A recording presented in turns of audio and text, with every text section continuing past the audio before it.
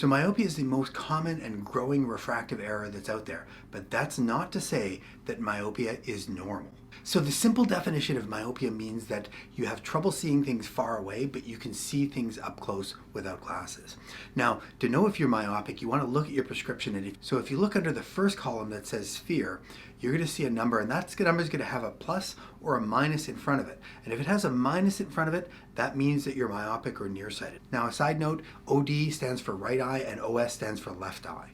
So the minus means that you're nearsighted, plus means that you're farsighted. And how big that number is determines how nearsighted you are. And so that number is going to be measured in diopters, and it goes in 0.25 steps. So in the eye care field, we'll often categorize myopia as low, moderate, or high myopia. Low myopia is considered myopia that's under -3 diopters. And oftentimes if you have it, your child might see like this in a classroom.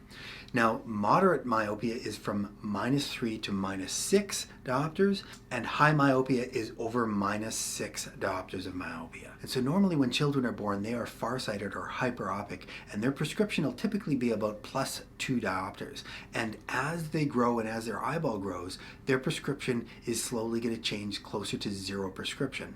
And that process is called emmetropization. And so in some kids, their eye will continue to grow out of proportion to the optical components of the eye, and they will become myopic or nearsighted. So child myopia or nearsightedness is a growing issue in the world. Worldwide, the rate of myopia is increasing incredibly, and it's a real concern for the World Health Organization. So even though there's lots and lots of kids out there wearing glasses, being myopic or your child being nearsighted is not a normal condition. So why is it that your child's becoming nearsighted?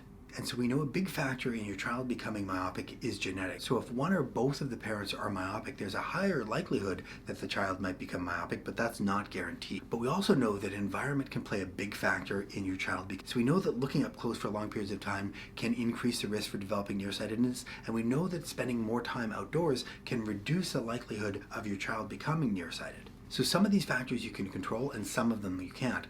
So the real question is, should you be really concerned? Is it really a big deal if your child has to wear glasses? So there's two things that can affect your child if they're nearsighted. So number one, if they have a higher prescription, they have trouble seeing things without glasses, and that makes life harder.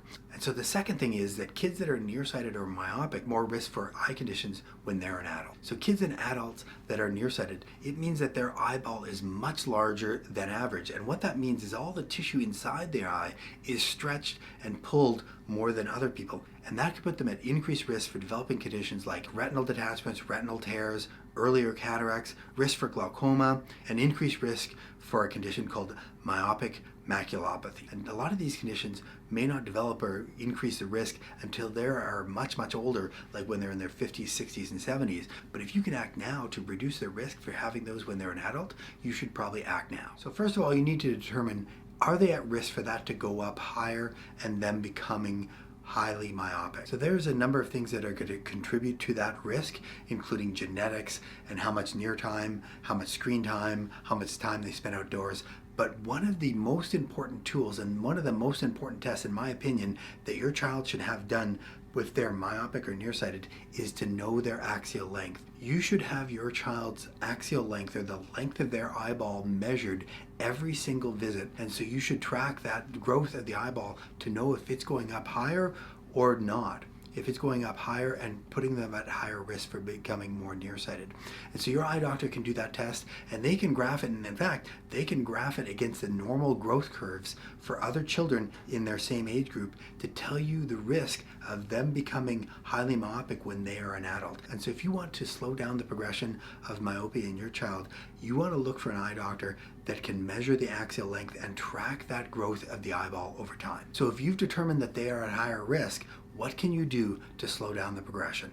So we can't stop it and we can't reverse the growth of the eyeball, but we can definitely slow it down. There's 5 things that we can do to slow down the progression of nearsightedness in your child. First of all, there's myopia management spectacle lenses that are designed to slow down the progression of nearsightedness. There are also daily disposable soft contact lenses that are designed to be worn for young children as young as 5, 6 years old to slow down the progression of nearsightedness. You can also use something called orthokeratology, and that's using a contact lens that you sleep in at night, and then in the morning you take it out, and that can also slow down the progression of nearsightedness. You can also use low-dose atropine eye drops. Fifthly, you should look at lifestyle adaptations to slow down the progression of nearsightedness.